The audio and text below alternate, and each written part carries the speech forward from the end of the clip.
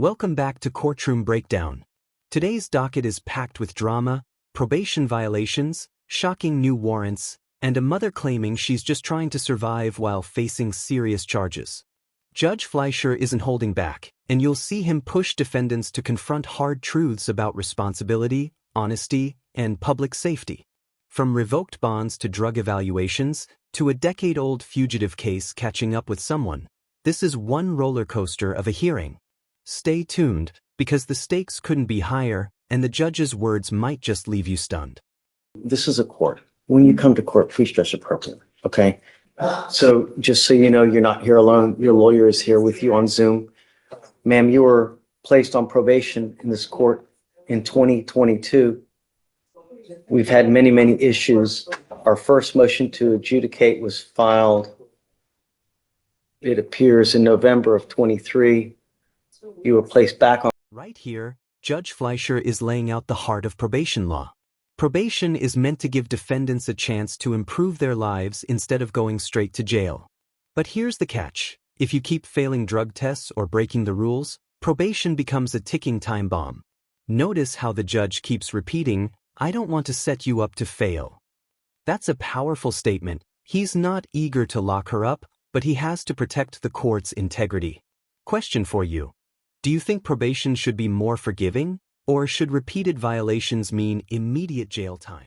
Probation, it looks like a new motion has been filed in February for a variety of things. A warrant had been issued, and I guess now you're here with us. I just don't know how to go forward. That's fine. Stop. Don't need you to. Just listen, please.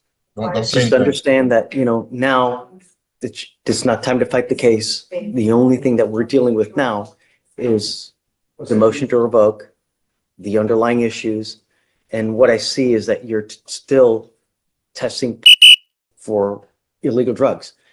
I don't know how to go forward, but I don't want to set you up to failure, to set you up to fail as well. So what we do is we have something that's called a TRAS, where I have you evaluated by clinicians to see what is the best way to go forward, because I just don't know. The last thing I want to do is just start pleading people guilty here, left and right, and just end up with, conviction after, no. So the idea is that you leave better than you came. It still hasn't happened.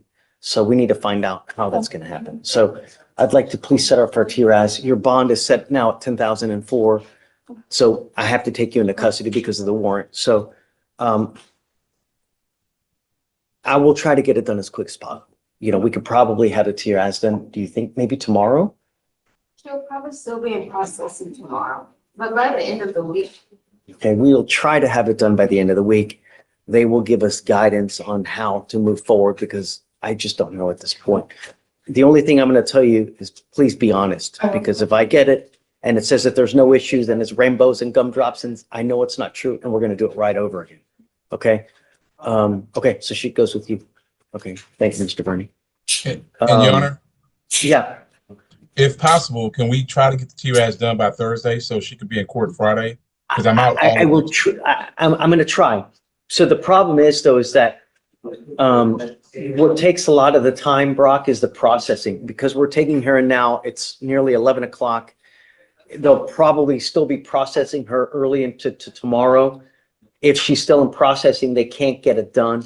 Maybe in the afternoon, tomorrow afternoon, they can get it done. I would say probably the latest, today's what, Tuesday? Maybe the latest is Thursday to try to get it done. And then we can try to get the results by Friday. Okay. And that's Put it on the docket for Friday? Yeah, hopefully. Can we put it on the docket for this Friday, Your Honor? Like I said, I'm out all next week. I don't want her to. So because she's in processing, because she'll be processing now, she will auto-populate on tomorrow's docket. Okay. And we can put her on for the Friday. So I can't really put her on for Friday yet because she'll auto-populate for tomorrow. But tomorrow, then I will put her on for Friday. This is the third time in 2 years this defendant has been brought back on violations. Think about that. The defense attorney is asking for mercy, but Judge Fleischer makes it crystal clear. She's doing what she wants to do, and that's it. This is where the tension really spikes. The courtroom isn't just about second chances, it's about accountability. When a judge says no to bond reduction, it signals the court has lost patience. Viewers, what do you think? After multiple violations, should a defendant still get leniency, Or is tough love the only way forward? No problem. And can you consider reducing the bond somewhat, Your Honor? No, no. This is our third case within the last two years. We've had multiple MAJs. I mean, she's doing what she wants to do, and that's it. I understand, Your Honor. Thanks, Brock. No problem. I will see you Friday. Okay. I'll reach Have out a to good you tomorrow because she'll pop on tomorrow's docket, so I'll reach out to you tomorrow regardless. Yes, Your Honor. Thank you. Okay. Hi, good morning. Good morning, Ms. Dixon. Ma'am, you're charged with driving while your license is suspended. You're facing up to 6 months in jail and/or a $2,000 fine. We're going to do probable cause. You have the right to remain silent. Anything you say can and will be used against you. You have the right to have an attorney present if you cannot afford one. Yes, Your Honor. On February 24th, 2024, at approximately 11:27 a.m., the officer did a license plate check on a vehicle that was shown to be registered to have active Class B warrants out of Montgomery County for driving while license invalid, and 6 Class C warrants from Humboldt Police Department.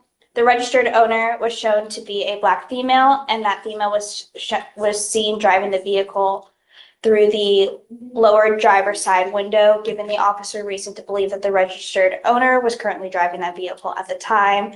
A traffic stop was initiated. The officer made contact with the defendant, who was identified by her Texas driver's license. The officer ran the defendant's information and showed that her license was ineligible. Let's pause here. Driving without a valid license or insurance isn't just a minor slip-up. Legally, it's a major liability. Judges impose these bond conditions because if she gets behind the wheel again and something happens, the consequences could be catastrophic. And notice Judge Fleischer's tone. I don't care what's going on in your life, you cannot drive. That's the law being stripped down to its simplest form. No excuses. Quick question for you all. If someone keeps driving illegally, should their car be taken away immediately, or should they still get another shot?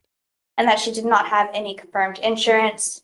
The Montgomery County Sheriff's Office and Humboldt PD confirmed the warrants. Okay, can you run her license down?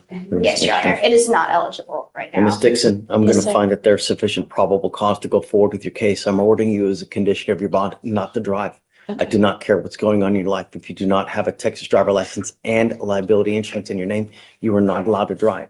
If I find that you do, I will revoke your bond, put you in jail. Do you understand? I have one question. Stop.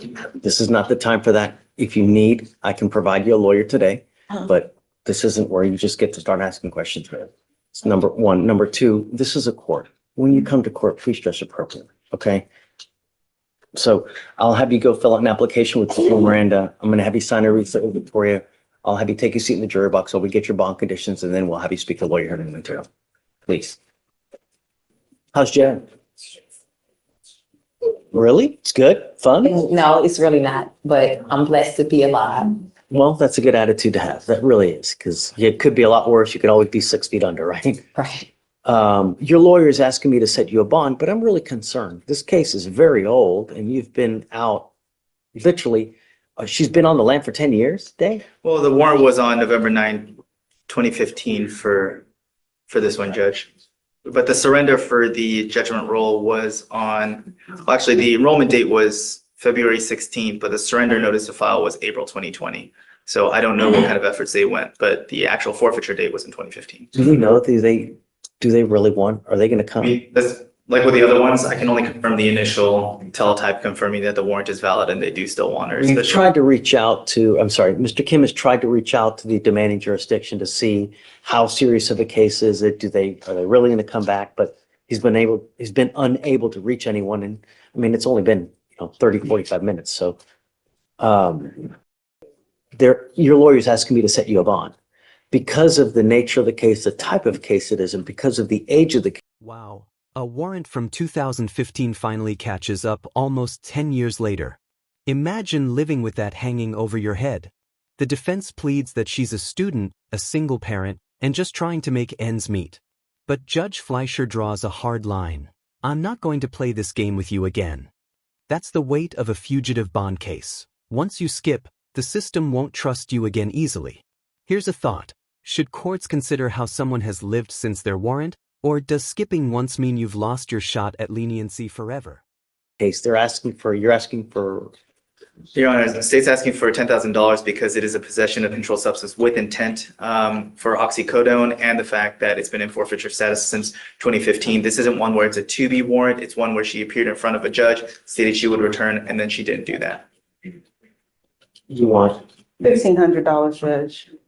My client has expressed to me that she is a college student. She has expressed to me that she only works for, because she's in school, Uber and DoorDash. She has expressed to me that she has an attorney that is working because she doesn't want this behind her. She can't have this when she graduates in May, if I'm not mistaken. I have explained to her the ramifications if this court was to give her the bond, that she has to that attorney either has to get her a date set there or she has to go turn herself in within the 14 days. She does not have any other criminal history or connection or contacts with police that were dismissed or otherwise, except for this one case from 2015. You know, the thing is that I have to set your bond sufficiently high so that you understand that we mean business. I'm not going to play this game with you again. If I set you a bond, it's only going to be one time. I won't do it again. You need to understand that there are serious consequences with the actions that you take now. I'm going to set you a bond. I'll set your bond at $5,000. And if and when you make bond, we give you 2 weeks from the date of your release to go turn yourself in to that jurisdiction where you're wanted from. Mr. Kim, where is it? It's in Mississippi, Harrison County, Judge. Go. So you have to go turn yourself in. If you fail to do that, I will revoke this bond. I'm going to set it at 0. I will issue a nationwide warrant for your arrest. Obviously, I mean, you can't run forever, right? We're going to get you again. And this time I will physically hold you until Louisiana comes and gets you. Do you understand? I do, Your Honor. Okay. So just knowing that, he has made the bond for $5,000, is that something that you can, or you or your family is able to post? Because if not, 5,000 cash? it's $5,000. Oh, no, I have a deaf baby. I'm a single parent. My husband died 3.5 years ago. I'm on a fixed income. That's why I do DoorDash, and that's why I do Uber on the side, just to help, So I said that to say that the waiver, if he sets the bond, then the waiver goes away. They don't come and get you. You don't get to have the bond and wait for them at the same time and see which one happens first. So if you're not going to be able to pay the money, then you can, the option is to leave the waiver that you have in place that you signed on, I think 2/27, and then let them see if they're going to come get you or not. But your time, you don't lose the time that you've already been in custody. So when you buy, I'm confused, when you behind, What did she waive? Right off the bat, 227? February 27th. So you have 1, 2, 3, 4, 5, 6 days credit. We give them 14 days to come get you. If they don't come get you within the 14 days, we release you. They file a dismissal, I sign it, and then they let you go. If that happens, the warrant will always remain active. And that warrant will always remain active until you physically go back or somehow go back to Louisiana and take care of it. That said, if you want to make this bond, you have to withdraw that waiver that you have, and then you lose those 6 days. So if you withdraw it and you don't make the bond, you lose all that time, and you basically it's told until you re-waive or you make that bond. I only say this because of the age of the case and the fact that I didn't know she had counsel in Mississippi. It's very, very rare, but I have been seeing it happen here and there, is if local counsel there can get a new setting date. Like I said, it's incredibly rare. I can count on one hand the amount of times it's happened. What do you mean, get a new setting date? So even if they don't appear with sufficient evidence, the Marsh Sheriff's Office says she's in our custody and her persons is here, and for a variety of factors, I can't speak to Mississippi because I'm not licensed there and I don't work there, is whatever sufficient factors they have to set a new date for her to self-surrender versus outside of the fugitive, they will recall the warrant. So like I said, it's incredibly, incredibly rare, but only because of the age of the warrant and the fact that she has counsel there. Well, but we don't know that. Well, but I'm saying if the information for that counsel can be sent to. I mean, I'm not going to give you a PR bond. This case is 10 years old. You've been I need you to understand that we mean business. I'm not here to play games. And so that's why we have to set it sufficiently high so that you realize that you have to have skin in the game so that we know that you're going to go back. I'll let you guys talk about it. I don't want you to make a decision here in front of everybody. So you guys talk about it. You know, I'm not stuck on the 5,000. I go back down a little bit, but it's not going to be much, you know, but I'll stand down. Thank you, Judge. so, Yeah. so Yes, sir. I'll let you guys go talk. Okay, I sir. don't want you to say something here that you might invariably regret because it's in front of everyone, you know? Okay, please. Thank you, Judge. Thank you, I'll Judge. go down some, you know, but a reasonable amount. All right. Mr. Lumumba, you are charged with 2 counts of driving while intoxicated. You've worked out an agreement. They're going to dismiss one in exchange for your plea on the other one. Pleading on 089. This one is, you know, they're all both 08.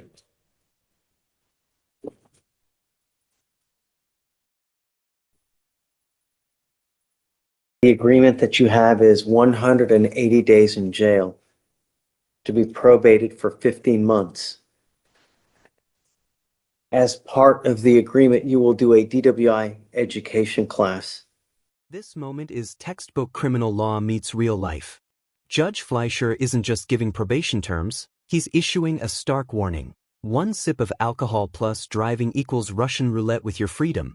The ignition interlock requirement is there to physically stop repeat drunk driving, but it also costs money and is a constant reminder of the offense. It's fascinating. The court balances punishment with prevention.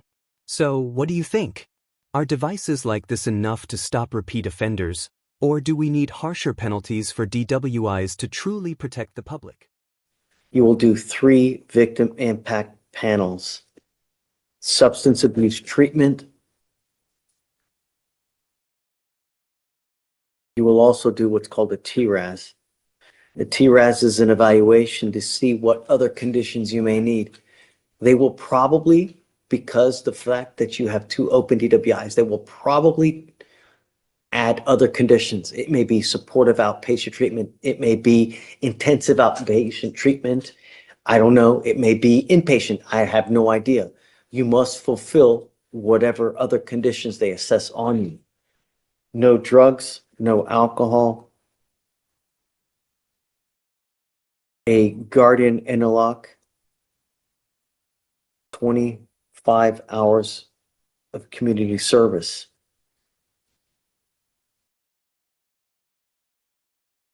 Is this how you understand the agreement? Yes, sir. You need to understand that one of these will go on your record. The other one is going to be dismissed.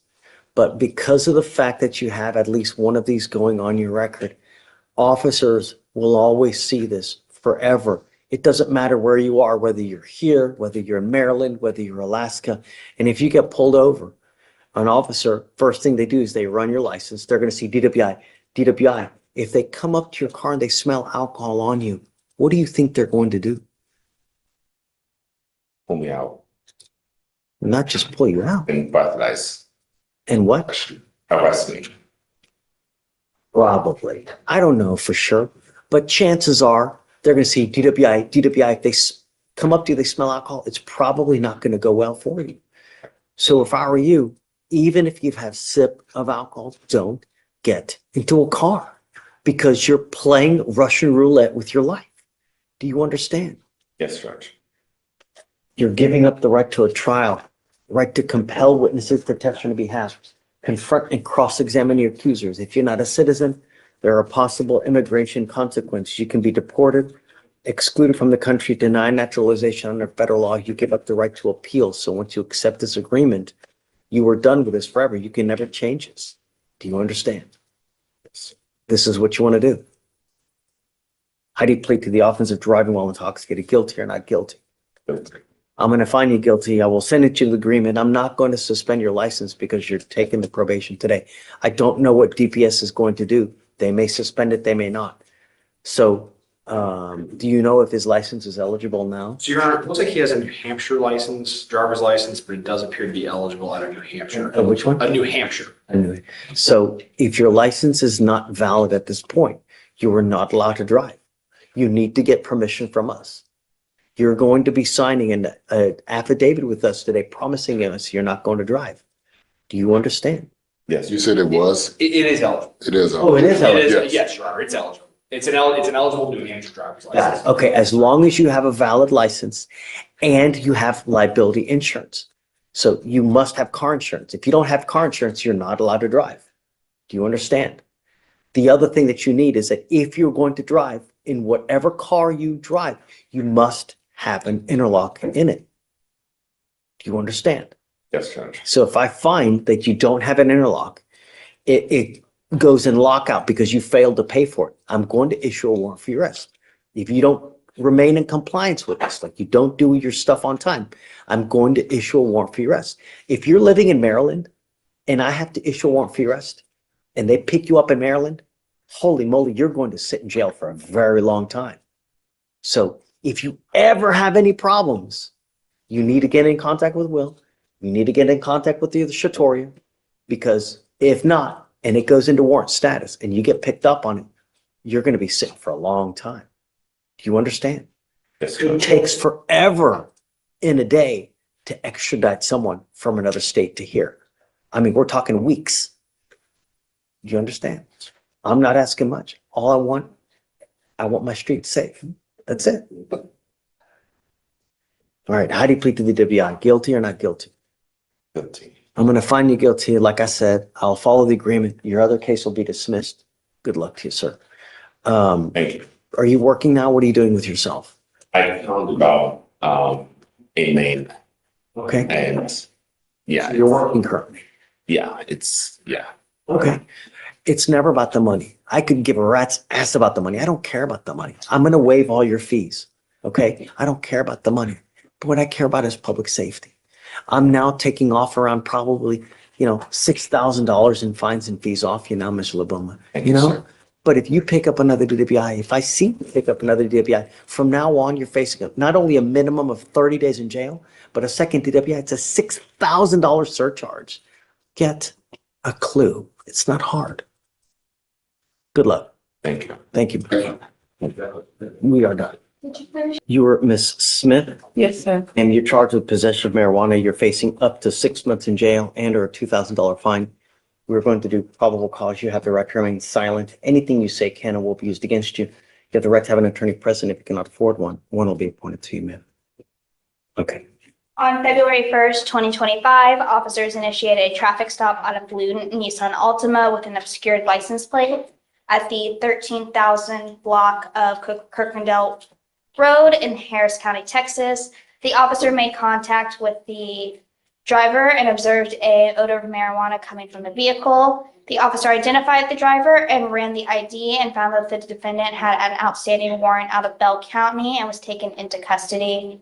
The defendant stated that there was probably marijuana in the vehicle, but it was not her vehicle. The officer performed a probable cause search of the vehicle due to the odor of marijuana and found 0.275 ounces of a green leafy substance that the officer recognized from training and experience to be marijuana. It was found in the center console of the vehicle. What was she taken in for, do you know? Her warrant So she out had a of warrant. Bell out. County, I can run it and see what the offense is. And then also if you can run her license plate. Yes, Your Honor. She does not have a driver's license. Okay. Ms. Smith, I'm going to find that there's sufficient probable cause to go forward with the case. I'm ordering you now as a condition of your bond not to drive any vehicle whatsoever. You are not allowed to drive unless you have a valid Texas driver license and liability insurance in your name. These are part of your bond conditions. If I find that you violate these conditions, I will revoke your bond, put you in jail. No more PR bonds. Do you understand? Yes, sir. Judge, I'm not seeing any active cases. What I am seeing is that she was on probation out of Bell County for possession of marijuana. So it might be a probation violation. Ms. Smith, do you have the ability to hire a lawyer? No. Okay, I'll have you fill out an application. We'll see whether you qualify for an appointed lawyer. If you do, I'll provide you a lawyer today. Do not pick up any new cases. Above all else, do not drive. I don't care what's going on in your life. You cannot justify getting in a car and driving for any reason. Do you understand? Yes, sir. Okay, Deputy Miranda's going to give you an application. I'll have you fill it. I'll have you sign a receipt with Victoria, and then we'll have you take your signature. Ms. Hill, you were charged with driving while intoxicated. You're facing up to 6 months in jail and or a $2,000 fine. You guys have worked out an agreement where they're offering you 180 days in jail to be probated for 12 months. As part of this agreement for you to successfully complete this, you must do a DWI education class, 3 victim impact panels. You must also do a TRAS, which is an evaluation to see if you need other conditions. If they assess other conditions, you must fulfill those as well. No drugs, no alcohol, no breath test refusal, meaning if you're pulled over in a car, an officer asks you to submit a breath test, you must do it. If you don't, you're in violation of this probation. No drugs, no alcohol, interguardian interlock. Is this how you understand it? Yes, ma'am. You give up a lot of rights by entering into this agreement. You give up the right to a trial, right to compel witnesses to testify on behalf, confront and cross-examine your accusers. If you're not a citizen, there are possible immigration consequences. You can be deported, excluded from the country to non-naturalization. You give up the right to appeal. Once you accept this, this is a contract that we're entering into. You either complete it successfully. If you don't, I will issue a warrant for your arrest. You're looking at 180 days in jail. Do you understand? Yes, sir. You must do stuff on time. The other thing you need to understand that this DWI will go on your record. From now on, you're facing a minimum of 30 days in jail for any new cases that you pick up. The other thing is this, is if you get pulled over, I don't care if it's today, tomorrow, 5 years, 10 years, officers will see that you have a prior DWI. If you smell like alcohol, it's probably not going to go well for you. So I would never, even if whatever you're doing, even have a sip of wine, I wouldn't get into a car. It's a huge risk. Do you understand? How do you plead to the offense of driving while intoxicated now? I'm going to find you guilty. I will follow the agreement, sentence you to it. What do you do for a living, man? Judge, if I may, before we get to that, regarding the interlock, she does not have a car. She has not been driving. She's been operating under a no driving affidavit. I asked her today if she's going to get a car. I think she's still scared to get behind the wheel of the car. Chief said that we can talk about that condition here today. Okay, so you need to understand that if you're not going to drive, then, I mean, we're not going to put an interlock if you're not going to drive, but you must have a portable device. You have to understand, though, is that we send orders to DPS in Austin so that every officer in the state knows that if you get pulled over, you're driving a car, you're supposed to have an interlock. If you don't, they're going to arrest you on the spot. So when you say that you're not going to drive, I really... And there you have it. From probation violations and failed drug tests to decade-old fugitives and strict DUI conditions, Judge Fleischer made it clear. Court is about accountability, honesty, and public safety above all else. These cases show us how the justice system balances second chances with firm consequences, and why some defendants walk out with probation while others are held until trial.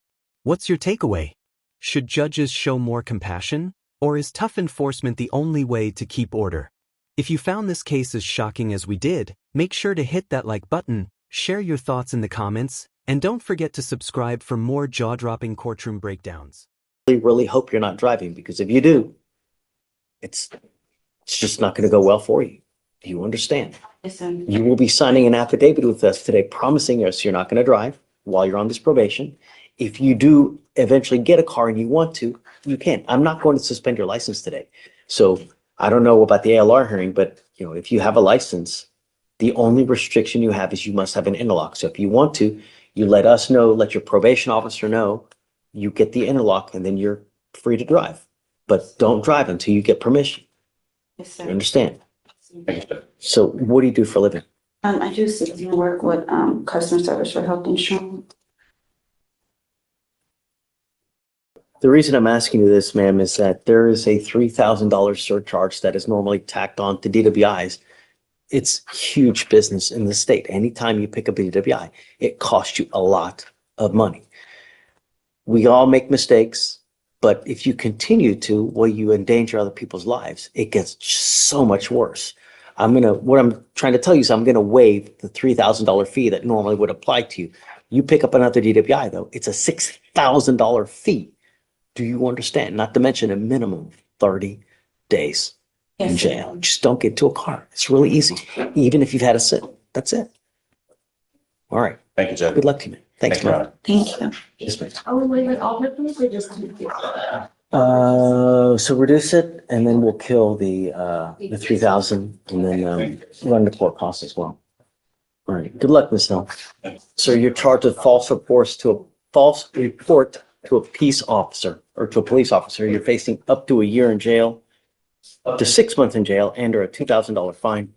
We're going to do probable cause. You have the right to remain silent. Anything you say can or will be used against you. You have the right to have an attorney present. If you cannot afford one will be appointed to you, sir. Your Honor, on January 17th, 2025, officers were assigned to an auto theft case. The initial police report was taken by a deputy who spoke with the defendant, who stated that he rented a 2023 Toyota Camry from Toro. The defendant stated that he was going out with his friends when he parked the car at a Walmart in Humble on January 16th. When he returned on the 17th, the vehicle was missing. The officer made contact with the witness, who stated that on January 15th, she observed a post on Craigslist for the vehicle. The witness met with the seller on January 16th at a Walmart, which is in Fort Bend County, and the witness purchased the vehicle for $16,000 in cash and collected a title and bill of sale. The witness attempted to title the vehicle when she learned that the vehicle's title was fictitious and that the vehicle was stolen. Another witness stated that she rented the vehicle from the defendant on January 13th and it was to be returned on January 17th. That witness stated that the vehicle was equipped with a GPS and tracking device. The officer observed the defendant's car was never near the Humble area on January 16th, but it said it was in Southwest Houston, near the Richmond and Rosenberg area. The officer contacted the defendant again and asked where he parked his car so that he could look at the surveillance footage at the Walmart location. The defendant struggled to answer the question and stated that he parked in the back left of the parking lot. The officer then attempted to contact the defendant again to come in and provide a statement, but the defendant did not answer or return any of the officer's phone calls. So you said he reported the car stolen? Yes, Your Honor. On January, find the date. the 16th, right? I think you said? He said that the vehicle was stolen on the 17th. 17th. So did he try to negotiate a sale as well? Let's see who the seller is. So let me ask you this. She Yes, Your Honor. purchased the car for how much? And did she give $6,000? and did she give that amount of money to? Yes, in cash, Judge. She get the money back? I haven't been able to speak with her yet, because it's out of Fort Bend, so it's Oh, so, okay, so that transaction happened in a different county? Fort Bend, yes. Okay, so that's wouldn't concern us here. Yes. Right, okay. All right, Mr. Burris, I'm going to find that there's probable cause to go forward with your case. I'm ordering you now as a condition of your bond not to have any contact with the complaining witness in this case. Do you understand? If I find that you do, then I'm going to revoke your bond, put you in jail. I will do everything in my power to protect this county at all costs. Do you understand, sir? Yes, sir. I'm also ordering you as a condition of your bond not to be in possession of any weapons as well. Can you run his license to see if he has a valid Texas driver license, please? Yes, Your Honor. It is eligible, Your Honor. I'd like you guys to please, if you don't mind, do a rip. Yes, Your See Honor. if there's any restitution that's available in this case.